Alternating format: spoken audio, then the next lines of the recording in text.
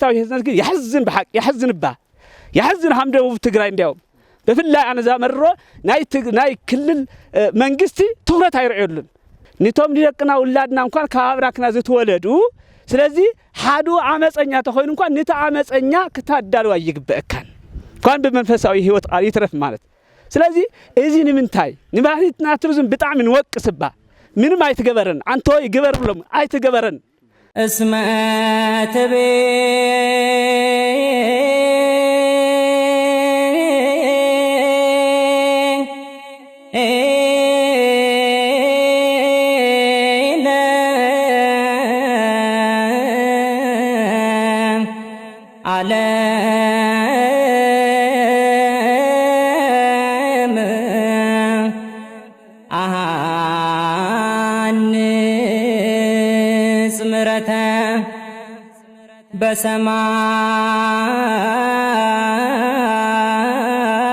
ኣብ ዓድና ካብ ድግነዩ ኣብ ኦርቶዶክሳዊት ቅድስት ቤተክርስቲያን ጥንታውያን ገዳማት ጥንታውያን አድማራት ዓበይቲ ናይ መንፈሳዊ ቦታታት ናይ ቅድስት ቤተክርስቲያን ክብርታት ትውፊታት ላፋለጥና ጸንሕናይና ለማዓንት እንደገና አፍቲ ካፍቶም ተሻዓንተ ቅዱሳን ሓድኡ ለኾነ ጥንታዊ ገዳም ኣብ ዞባ ደቡብ ትግራይ ኣብ ራያ ዓድና ካብ ድግነዩ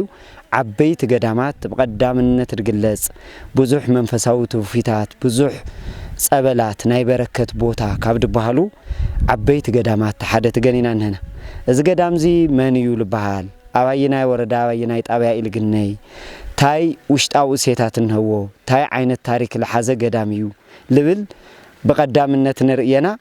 በስመ አብ ወወልድ ወመንፈስ ቅዱስ አሐዱ አምላክ አሜን ስሜ አባ የማነ ብርሃን ይባል ዝረቶም ምስላውን አረጋም ምስላውን የማታ ምስላውን በአፍሴም ምስላውን ለቃንዛቶም ተጫንቶ በሐደዮም እና ዝገዳም በጣም አውይ ነውር እንዲያፍት ገዳም ለማለትዩ አብ ሰለስት ተኻፍሉ ማለት አብ ሰለስት ክፍልስ እንዲያው ሰለስት ማህራን ብትሕት አውኖ ግባና ሃለው ሰለስት ማህራን ተኻፍሎም ዘሰናይ ምግባሮም ይውሎም ካው ጎኦም ዘሐርሱ ጎኦም አታክልት ተተክሉ ጎኦም መጽሐፍ ጽሑፉ ጎኦም ቅዳሴ ቅዱሱ ጎኦም በቃ በተፈላለየ ነገር አርጥ ሆነም ለቅዳሴ ላገልግሉ አብ ሰለስት ቦታ ተኻፍሉ ኖር ማለት ነው ያው ታ ቦታ ዋዕዲ አነብራት ገዳም ማለት እና አውይ ጥንታው ማለት ቡናወር እንደ ኖር ማለት ቀደማት እዩ ተቃብደው ትግራይ እንደማስዩ ያው መቃብሩም በትረ መስቀሎም ገሎም ዝምስክረሎም በዓለም ዛደም ማለት ቤተክርስቲያንስ ያው ቦታው አቃራጻው ቅርጽ ማለት ደማ ባንት ወላ ዋልባ ንኸዳ ሆነ ኩሉ አነ ቦታ ይፈልጥ ቦታ ይብልኝ ግን ብዛብ ካ ቦታ እዚ ሐምደለ ቅርስ ሐምደለ ቦታ ለምላው በጣም ተጠብቆ ዝምጽናሕቶም ወለትስ እንዲያው ሓሉ ያጽንሑ ማተም ወለወለት ነውና ቀደም ዓበይት በለ ሓለፍ ወለቲ ማንም ከይቆረጽ እስከ አጽሕድስ ካልኩ ለመጽንሑ ማለትዩ ያው አግና የማለትዩ አባቲ ማቴዎስ ልባል ጳጳሳው ክርስትና ስሞም ተሎ ጉባ አውል ማውሳይምዎም ስም ክርስትናውም እዩ ስም ክርስትናውም ጉባ ማለት ስም ክርስትና እዩ ጉባ ብህል ጸቃው አማር ጉባ ብህል ጹሪ ከመማያነግ ጉባ ብህል ዘይ ከበረከት ብሎ ብዙ ሁሉ ጊዜ ናዮሞ ጸጋ በሐና ኩዳ አይካሊ ካው ጸበሉን ብዙሓት ነው ናርስን ነው ናልብን ነው ናእዝንን ነው ናዓይንን ነው ናርስና ቁርጥማት ልሕጽብን ነው ናሐቀውን ነው ናልብጉን ነው ማለትዩ ካውን ዓኑ ብዙሓት ጸበላት ነው ፍውስ መጋረ ተአምር ብስከል ለሐዝስ እንዲያው ጸውረ መጾሙስ ዓይኖም ዝሕኑ ልኸድሉ ገባረ ተአምር ማትከለ በሕዝ ግዜ ማለት በሕዝ ወላ በሕዝ ማለትዩ ብዙ ተአምር ሰሩ ለማትከለ ሐዚ ሓደገት ተአምርሲ ከልዕሰር ለማለትዩ አውኖ ጉባ ይባሃሉ አውኖ ጉባ ገዳም ካብ ተሰዓቱ ቅዱሳን ሓደ ወጻየ ማዕዶም ሮም ትባሃል አጋጣሚ ፍሊ ቦታ ችልቅያ ትባሃል ማለት አቦኦም ጀርሎስ እነም ቴዎዶክስ ይባሃል ካው ተወለዱ እሶም ተወለዱ ሁሉ ጊዜ በመጽአና ስለቱ ወለዱ በቅድስና ስለቱ ወለተም አቦታቶም ቅዱሳን ስለዱ ሆኑ አውኖ ጉባ ወለ ቅዱስ ወልዶም ሳቶም ተወለዱ ሶም ተወለዱ ቦታ ሸውዓተ ማዕልቲ ቃትሪ ለይቲ ይፍለጥ በብርሃን ዘፈቀደ ይገብር ስለዱ ሆነ ና ቅዱሳን መንከር እግዚአብሔር በቅዱሳኑ ስለዱ ሆነ እግዚአብሔር አምላክ ተወለዱ ዋጉኦም ናፍቶም ወለት ዋጉኦም ግን ዶም ደስካ ብልቶም ወለቲ ወዶም ተወለዱ ግን ቃትሪ ለይቲ ጸልማት ኳተ ሆነ ቃትሪ ለይቲ ሸውዓተ ማዕልቲ ብርሃን ኮይኑ ተቀምጥ ማለት ናይ አውኖ ጉባ ታሪክ ህንድ ዝውዱ ተሃቦ ልዕልና የለ ማለት በእግዚአብሔር አምላክ ተፈታዊ በእግዚአብሔር አምላክ ውልድ እዚ ዓውይ ውልድ እዚ ማለት ሃምቲ ሊቃውንት ላገለጽዎ ነበሩ 7 መዓልቲ በርሁድ ተወለደ ቅዱስ የለይ ማለት ዝሮ ዝሮ ግን ኣብ ዝነማዕንቲ ሰዓት ግራኛ አሕመድ ብዶም ሰሶ ካኡላዚ ሰባይ ተፈጠረይ ሃምቲ ድተባለ ነበረ ያው መቤታችን ባዕላ ያሰመየቶ ደብረ መድኃኒት ገነተ ጽህብላድ ሰመየት መቤታችን ያ ቅርስና አሁን ግባን ነው መቃብሮም ትክክለኛ መቃብሮም ነው በተረ መስቀሎም ለአደም ነርቱና ገለሙጉን ነው አጸደሙጉን ነው ማለት ነው እንዲያው ማለት በጣም ዛድም እንዲያው መጋይላፍ ይባሉ ወይ ደማ አለቃ መኩን ይባል ወደ አድዋ ማለት ነው እንዲያው ዝቦታ ዝመጾሙስ ብዙ አላውም ድልዋ አድዋ ምናምን መቃብሩ ሊዮም ካው ግን ዳሃርታ ገል ወጻሪው ማስ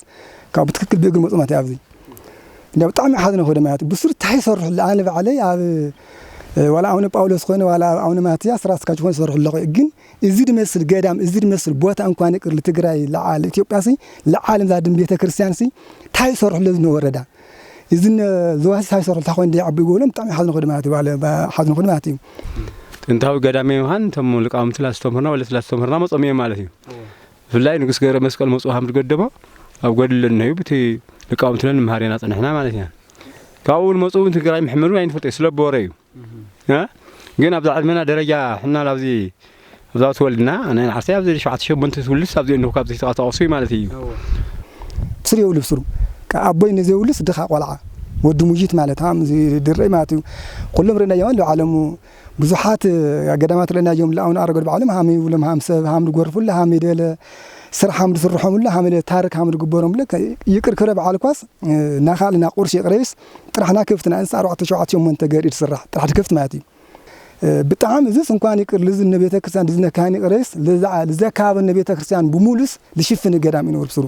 ግን ሰው ይውል ብስሩ ወረዳ ለምንም ጥመት አይጎር ልብስሩ 3000 ዲዩ 4000 بهذي تفرموا قال عايخون سويتي آمنيت قومن هو تبالي مالتي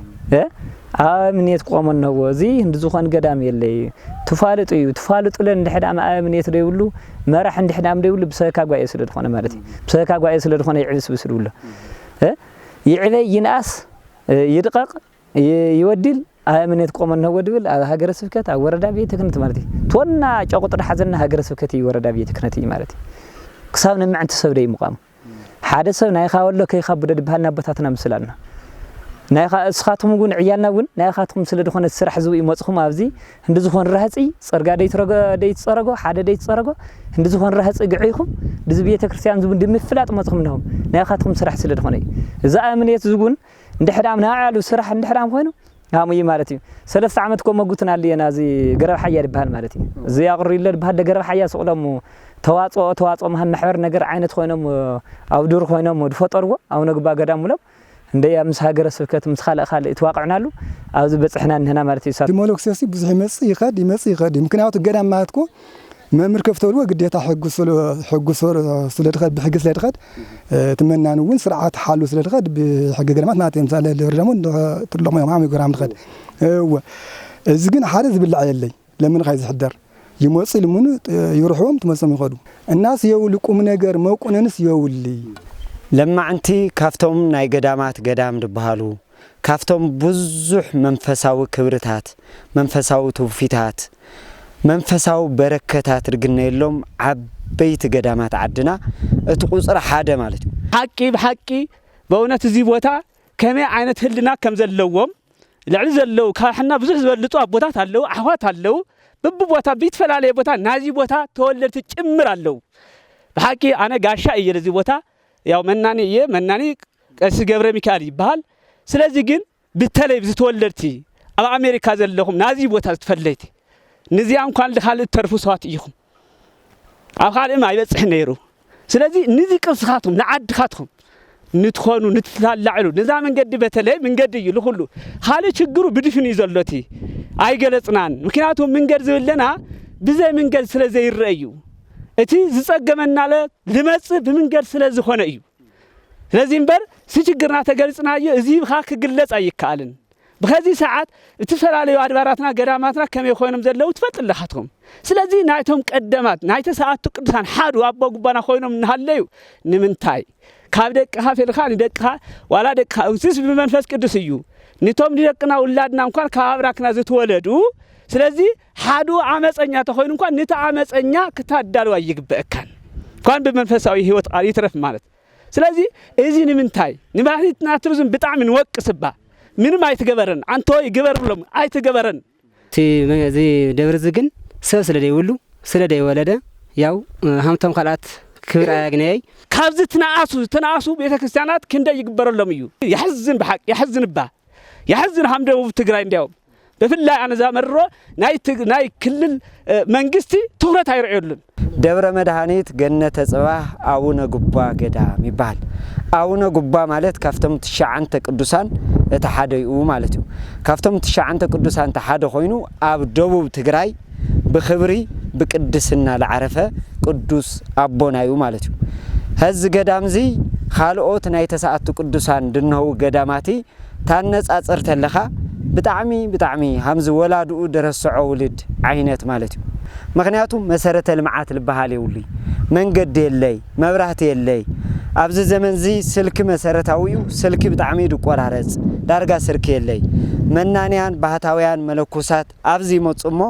ለጾሎት ብጣዕሚ ልምቹ ቦታ እዩ ናይ ጾሎት ቦታ እዩ ናይ በረከት ቦታ እዩ ግን ድማ ስጋ ለበስ ስለልኾኑ ለወልዕዎ ለሰትይዎ ስለለይብሎም ይከው ተመልሶም ይብተኑ ማለት እዩ እዚ ገዳም ዚ ሃምቶም ናይ ካልኦት ገዳማት ናይ ቱሪዝም መሕደሪ ናይ ቱሪስትታት መሕደሪ መዕረፊ ገዛውት ክልይዎ ይግባእ ጽርጋስ ካብሩ ክመጽ ይግባእ ዙርያው በመብራህቲ ፀሐይ ክመስል ይግባእ አቦና አቡነ ጉባ ተወለድለው 7 መዓልቲ ከለት ለይቲ ቃትር ኮይኑ ይባሃል ይውሉ ቅዱሳን አቦታትና ወላ መጽሐፍትና ማለት እዩ አቡነ ጉባ ለዓረፉሉ ቦታ ግን ሁሉ ጊዜ ጸልማት ምክንያቱ ልግራ ስለልቀረ ስለለረሳዕናዮ ዘለዓለም መብራህት ይውሉ ጽርጋ ይውሉ ድኻም ማለት እዩ እስማተቤ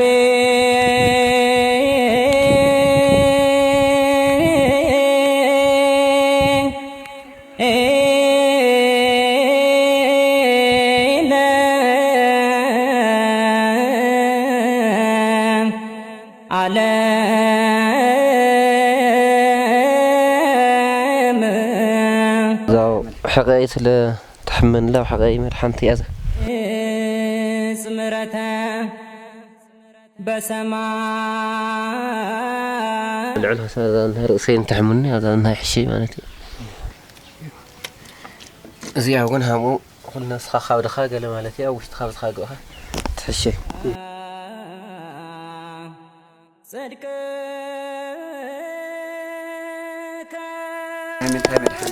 زاو انا لبي صيلي يا زازن زانا لبي صيلي بتحتي امني بالعلي امني اش لا وشتي اي تودع له اي تفسي له ملا مالتي بزازنا مقلحنا تاوشته بزالا قدحات ست خرمتي بلالي تصي حاجه بلالي تنجف هذا من تامر حنفي زاونا لبي هو وين تزاو يا بقى زي اسمعت بي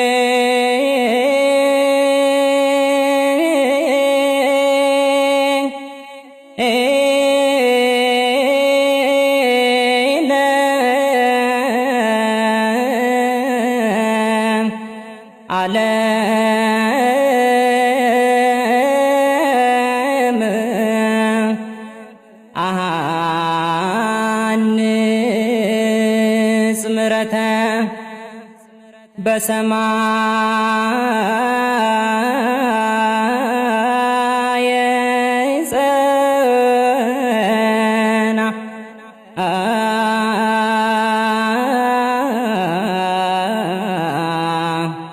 صدق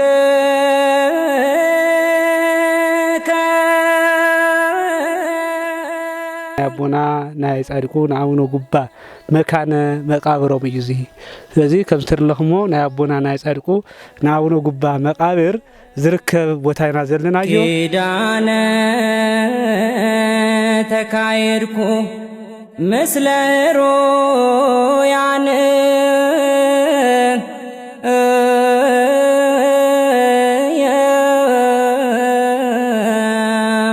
አው ጻድቁ አቦና አቡነ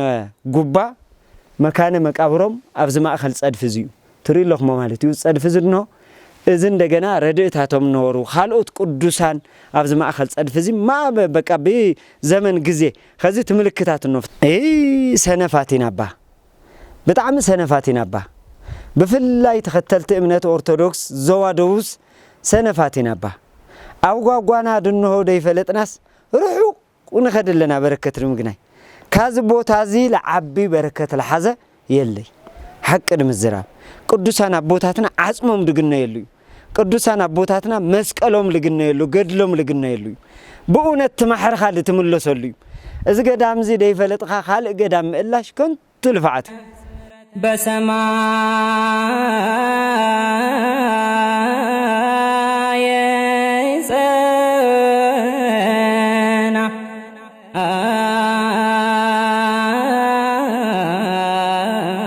ባህሊ ቱሪዝም ትግራይ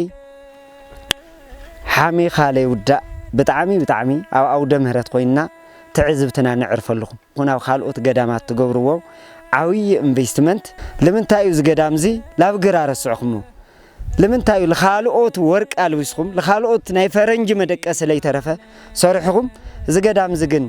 ምእመን ድጽድቅ ለበረከት ለመጽሉ መንገድ እኳ ለመስራሕ ለምንታይ ኣዊኩም كلهم قدامات تجري أي بمعرض يوم المحضروا سلزي زابزنها همسن كتخونكم أو قربا مع التمسخهم دز قدام زي كتصرح اللي جبا شرفوا وصايد تجنيلو قدام سلالخنا بقولتوف بتخرت مفتحك جبروا اللي جبا كاو دك عدينا دك عدي ما تشونا هاللي أو قطرنا هاللي وكتما ما قالنا هاللي دي سابا أو عدوش تبي تبيان خنا بدقة نامو داتا مننتنا بيت كريستياني مننتنا أرثوذكساوي لبل إمنتي سلازي لمننتنا كل عينة مسوعة نخفل يقبا أونا قبا ود عدي درسعو بيت كريستياني تعال عرفتم قنبت عسرات شعنتيو أو نتعلت نايخل لنا بركتنا بعلنا إياه فلي علتنا في خانات فلي خبر كنا قلنا لا فلي بركت كنا كبلا جاب هيرف قدر لنا بسلامك تمسونا إحنا دمك سلام كنا نحليكم هنا بسلامك جاب هير الرخبنا